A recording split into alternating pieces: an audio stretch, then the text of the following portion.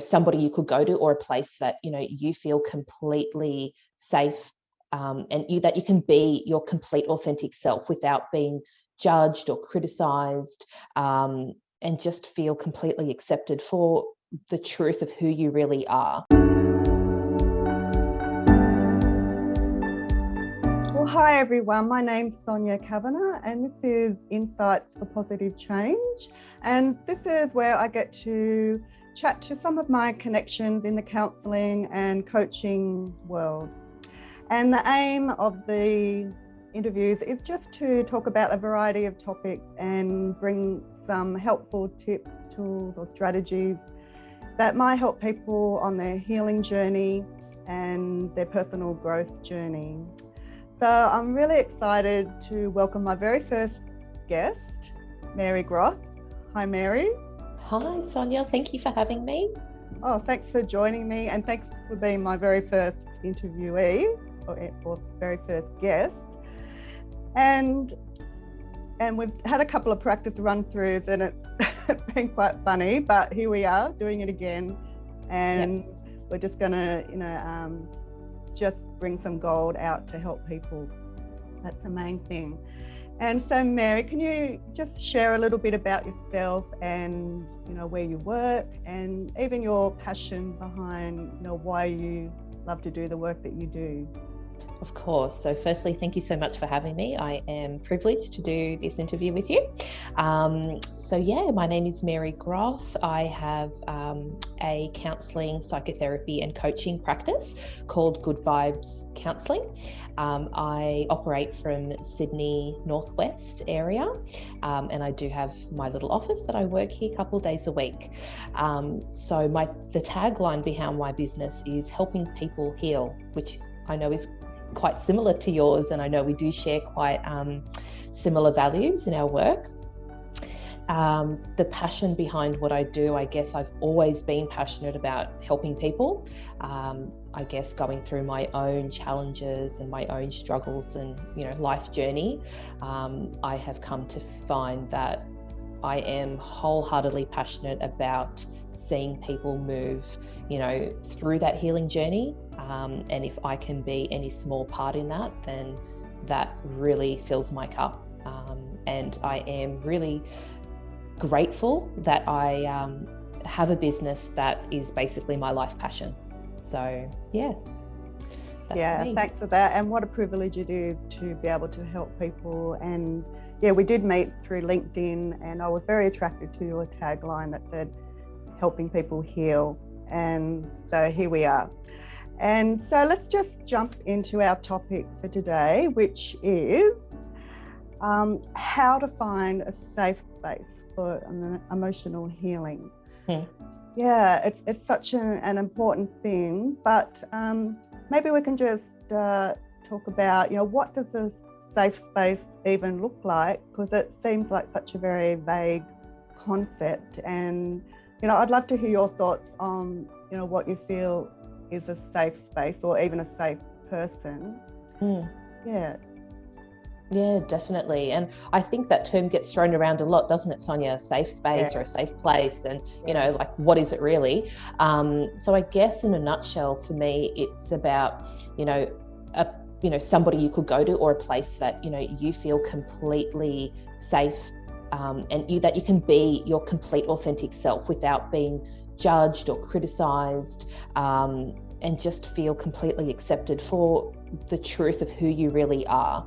And I guess that would be what I would explain the safe space to be. And I feel like that really is the first step in healing, in the healing process, when you can find that, because that acceptance means so much of your authentic self. So I guess that's what it kind of looks like.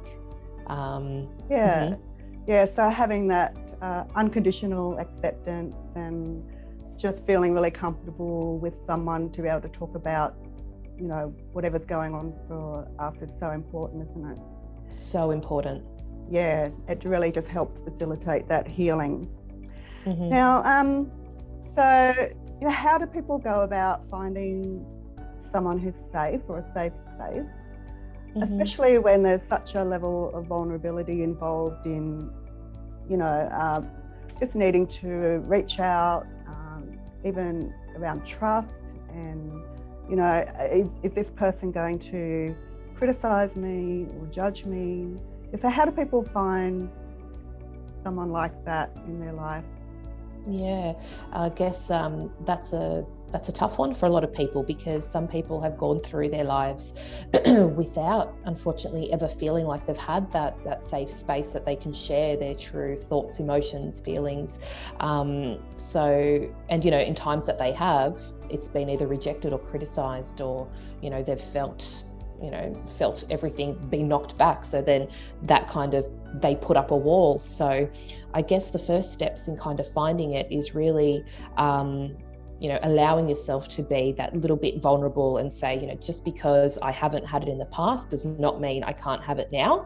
And what you're really looking for is how you're feeling internally with that other person. So, if you're sharing a little bits about your life or something that's important to you, and you're feeling that internally that's been accepted, and you're feeling safe and you're feeling good to keep going, then that's obviously a good indicator or sign that this potentially might be that space for you. So really it's about kind of testing the waters with that other person, and really tuning into yourself to see how you're feeling at that time, rather than what you're thinking about it, if that makes sense.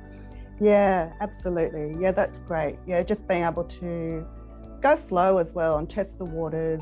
You don't have to share everything all at once with someone until you do build that little bit of trust or get that sense of, comfortableness, like you said. So yeah, that's great. Now, Mary, can you share an example or an experience, even for yourself, where, maybe you've had to find someone who's safe and someone has been that person for you, and, what was that like? And just share a little bit about that. Sure. So I have been fortunate enough to have a couple of people in my life that have been that safe space for me. And I truly feel like without it, I wouldn't be where I am today, and I wouldn't be, this far along in my healing journey of my own challenges without that, because I have been able to be vulnerable, raw, authentic, and feel that is okay and good enough and accepted. And that has been pivotal in my healing journey. But I guess I'll draw an example of one of my friends who I met in my mid-20s. And when I met them, it was almost just a knowing that this person, there was something about this person. And I trusted that instinct. And as you said, I went slow and kind of, the little bits of information, and you kind of test the waters and see whether it's accepted. And almost everything I was saying was accepted by this person. And in moving forward, I actually divulged things that I had never divulged to other people in my life, to this particular person, to only be received back with that unconditional regard and love and acceptance. And it blew me away, because it was one of the first times I had that. And it was things that I was saying that I thought would be completely judged or rejected, and it was the complete opposite reaction. So for me, that person has been a pivotal part in my healing journey, because it almost made me feel like, I am okay just the way I am. And regardless of these things that were judged in the past, does not mean that they need to be judged now. So it was... That's fantastic. Yeah. That's wonderful. And I can relate to that personally myself, just that feeling of being loved and accepted for who we are.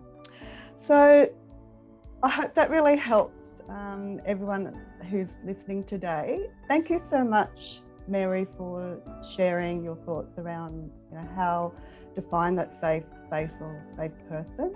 Thank you for having me. Yeah, my pleasure. If you need any further help, please reach out. You can send me an email through sonia@scounsellingservices.com, and I'll see you soon with our next guest. Have a great day.